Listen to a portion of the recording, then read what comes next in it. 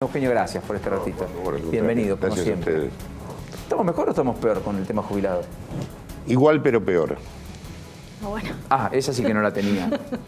Sí, Es buena la definición, es original por lo pronto. Sí, porque en realidad es un problema estructural, viene de muchos años, pero va empeorando la condición permanentemente a la cual es sometido el jubilado y el pensionado.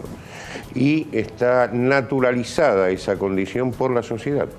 Es decir, a nadie le importa, o todo el mundo supone, que con 8.000 pesos un jubilado o con 5.700 un discapacitado, en la Argentina se puede vivir.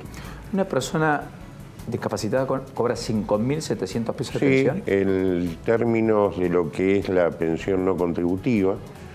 Es decir, los rangos que tenemos son alrededor entre 7.600 y 8.000 pesos, cobran casi 4,5 millones de jubilados y pensionados de jubilaciones, beneficios ordinarios. De pensiones no contributivas son aquellas que perciben discapacitados, veteranos de Malvinas, están en el orden de los 5.700 pesos. ¿Y cuántos son? Y son 1.300.000 aproximadamente. O sea que más de 5 millones de beneficiarios de ANSES reciben menos de 8.500 pesos. Es. Y los que reciben un poco más también están muy por debajo de la cobertura de lo que es su canasta de necesidades básicas. Ahora, más allá de eso, ¿tienen otros beneficios por caso? ¿Están exentos de, o sea, tienen tarifa social, tienen medicamentos con altos descuentos, tienen accesibilidad por caso? A muchos lugares no se les cobra a los jubilados, etcétera. ¿Eso no compensa en ningún caso igualmente? Incursionaste en uno de los temas más interesantes y menos tratados por el sistema político argentino, que dialoga hoy temas que parecen como trascendentes para la sociedad, pero estos los desconoce.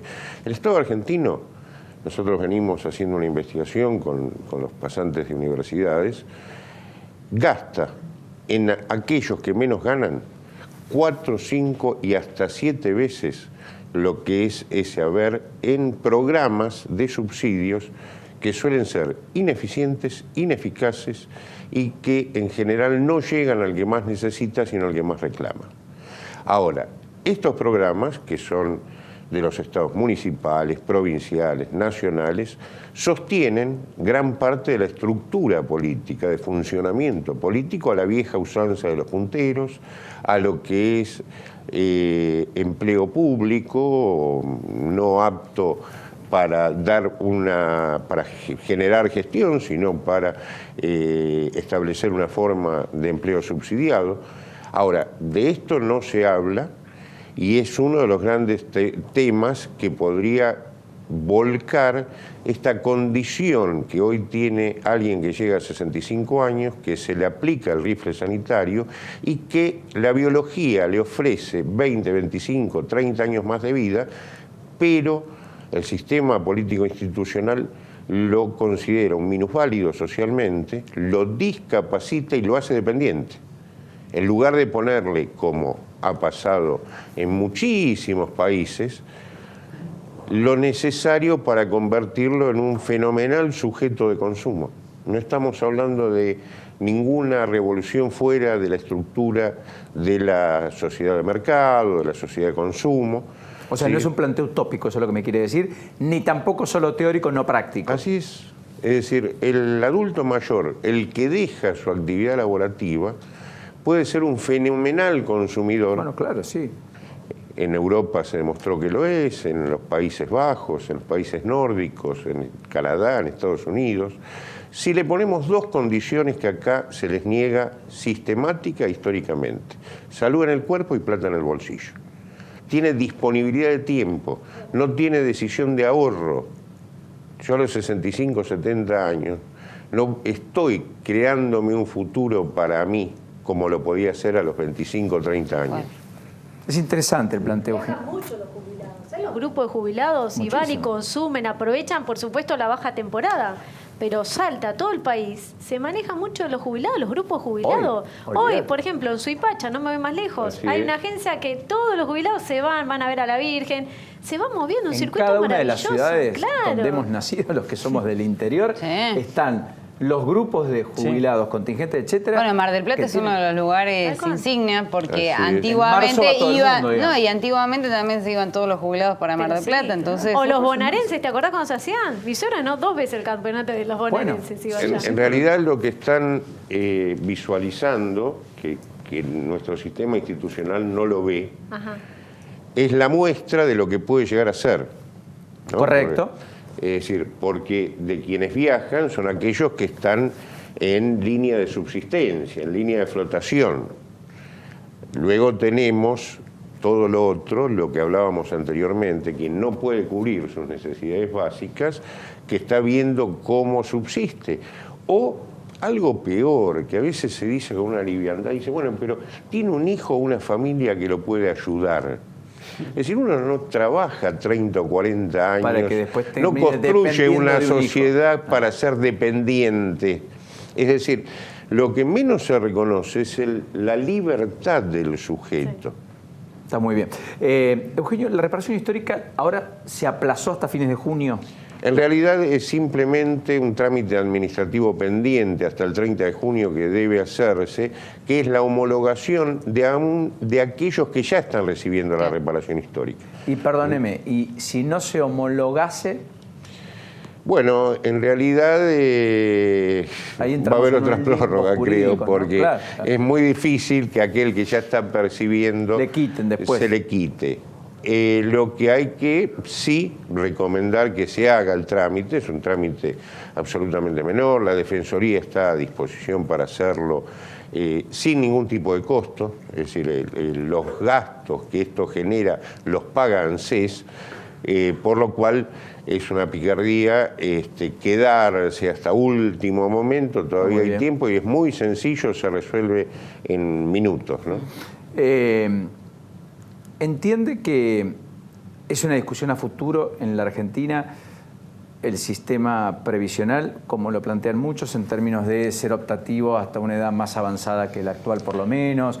La idea además de que el gobierno iba a planificar una gran reforma que terminó siendo poca cosa, pero que en realidad se debería discutir en el Congreso porque la ley así lo establece, de reparación histórica, y hay que crear los instrumentos para esa discusión, ¿o me equivoco? No, que la ley de reparación dice concretamente se va a crear un consejo que presente una reforma estructural. Pasaron 2 años, no se generó. Pero esa reforma debía hacerse en el 2018, o sea, este año. Debiera hacerse, es necesaria la reforma estructural, lo que pasa es que se fueron haciendo chapuzas, como la del año pasado, es decir, la discusión de las supuestas medidas de reforma de la seguridad social tuvieron un solo día de reunión de comisión donde hubo mucho más pugilato que ideas.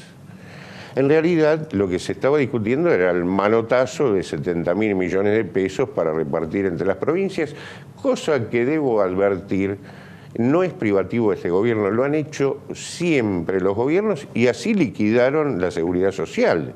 Es decir, los gobiernos de distintas pertenencias políticas, uniformes y demás, sacaron el dinero de la seguridad social y después decimos, hay crisis en la seguridad social, no se les puede pagar más a los jubilados.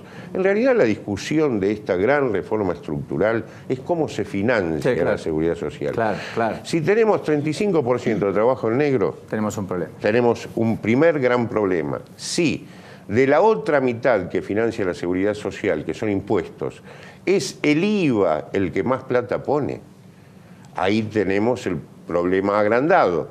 ¿Cómo lo han resuelto los otros países? Reemplazaron financiamiento de impuestos al consumo por rentas.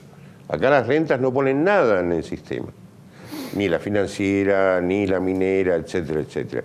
Me parece que esa es la discusión que debe darse y colateral y al unísono ver qué pasa con el sistema de salud, que es parte de la seguridad social. Obras sociales quebradas, el PAMI con una crisis crónica, la industria del medicamento cartelizada, que a su vez mantiene las campañas políticas de las distintas expresiones que se presentan en las elecciones presidenciales, por lo cual tenemos a su vez un gran negocio paralelo que es la enfermedad que impide que esa seguridad social actúe como un solo cuerpo de respuestas desde la salud, que empieza por una buena comida, por no tener angustia, por poder viajar, por tener una sexualidad plena,